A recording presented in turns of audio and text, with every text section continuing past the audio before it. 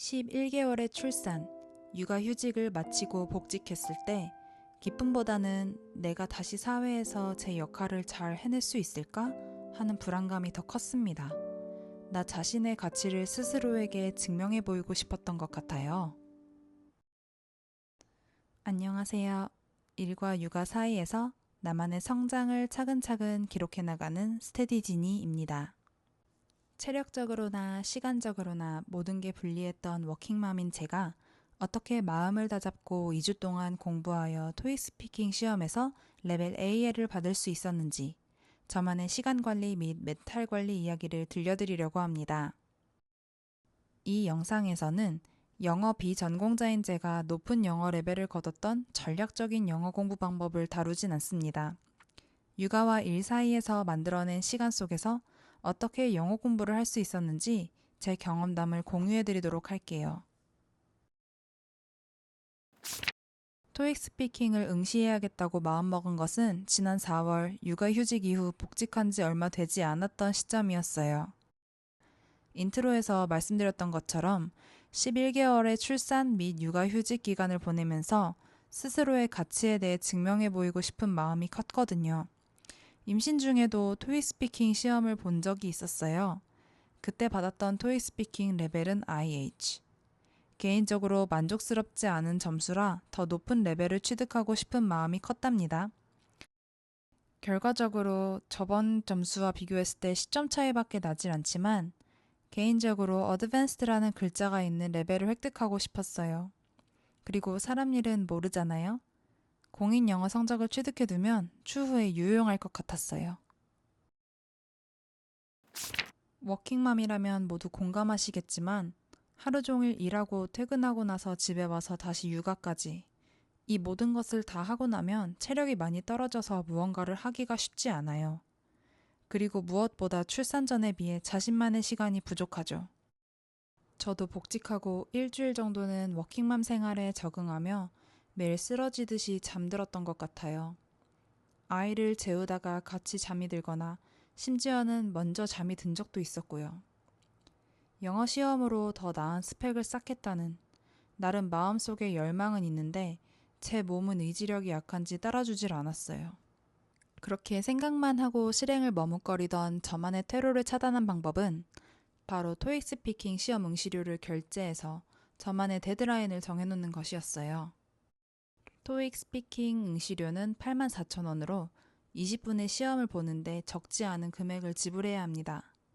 그리고 결제를 하면 시험 날짜가 정해져 버리기 때문에 준비하고 가지 않으면 저만 손해였던 거예요. 그래서 육퇴하고 나면 스마트폰을 보거나 침대에 쓰러져 자고 싶다가도 결제해버린 응시료와 다가오는 시험 날짜를 생각하니 자연스럽게 조금이라도 영어 공부를 하게 되었어요. 이렇게 영어 공부를 할 수밖에 없는 시스템을 만들었으니 어떻게든 저의 하루 중 조금이나마 시간을 내서 공부를 해야 했어요. 시험일까지 2주 정도 남은 시점에서부터 육아와 직장을 병행하며 제가 공부할 수밖에 없게끔 만들었던 방법들을 소개할게요. 첫 번째, 타이머를 활용하여 딱 10분만 보기. 워킹맘이 육퇴 후 방전된 체력으로 다시 책상 앞으로 가서 앉는 것은 쉽지 않은 일이에요. 특히 영어 같은 집중이 필요한 공부에 있어서는 더욱 그렇고요. 이럴 때마다 저는 타이머를 활용해서 10분이라도 보고 눕자라는 생각으로 앉아서 책을 보기 시작했습니다. 이 방법으로 영어 공부를 시작하다 보면 생각보다 10분이라는 시간이 금방 지나가요. 초반에는 10분만 해야지 생각하며 했던 공부 시간이 점점 15분, 20분으로 늘어났어요. 두 번째, 템플릿을 외워야겠다는 생각 버리기.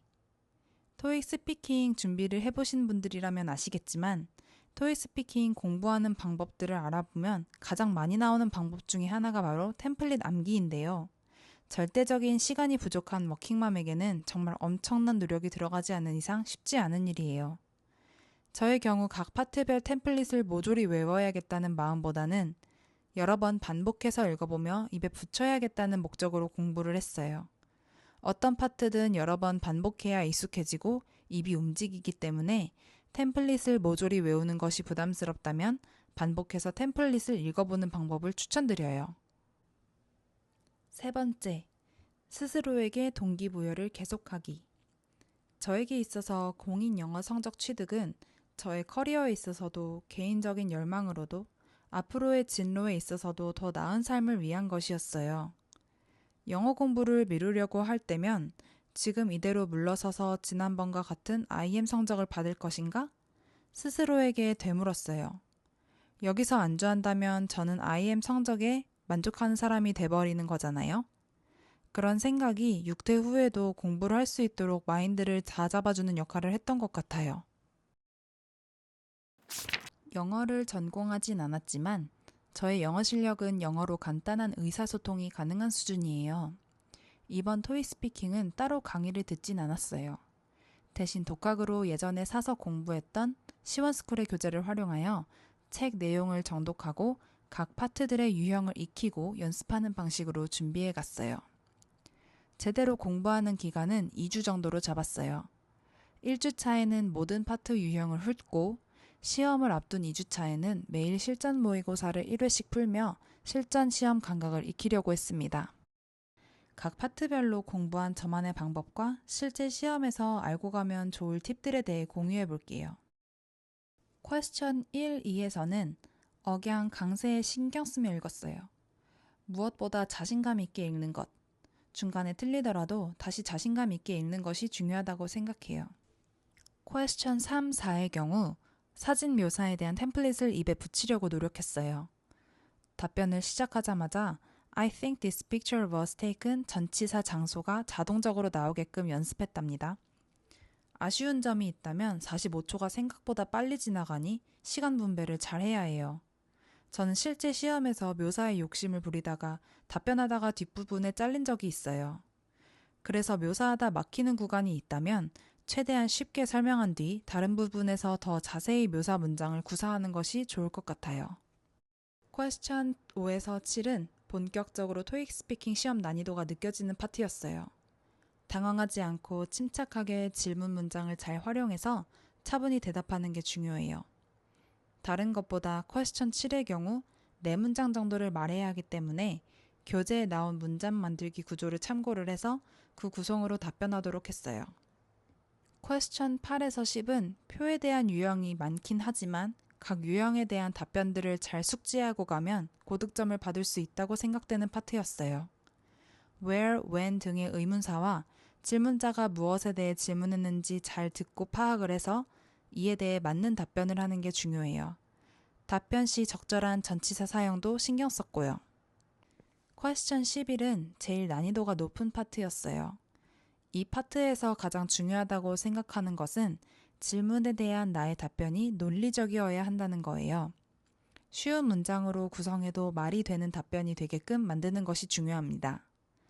저만의 답변 팁을 말씀드리면 토익 스피킹 시험을 보면 OMR 뒷면에 필기를 할 수 있는 부분이 있어요. 저의 경우 답변 준비 시간에 나의 논리를 생각한 뒤 첫 2문장 정도는 간단히 문장을 적어뒀어요. 시간 관계상 나머지 뒷문장들은 짧게 필기를 했고요. 이렇게 하다 보면 초반에 막힘없이 대답하면서 뒷문장은 짧게 살을 붙여나가는 식으로 답변할 수 있었어요. 워킹맘으로서 영어 시험에 도전한다는 것은 쉽지 않은 결정이었어요. 하지만 저에겐 가정이 중요한 만큼 가정을 뒷받침해줄 저의 능력 또한 중요하다고 생각한답니다. 저의 경우 운이 좋게도 남편이 육아휴직 중이어서 퇴근하고 와서 영어 공부 시간을 확보할 수 있었어요. 육아 특성상 변수가 많기 때문에 늘 같은 시간에 시간을 내서 무언가를 한다는 것은 쉽지 않거든요. 남편의 적극적인 육아 서포트 덕분에 시험 당일까지 영어 공부를 할 수 있었습니다.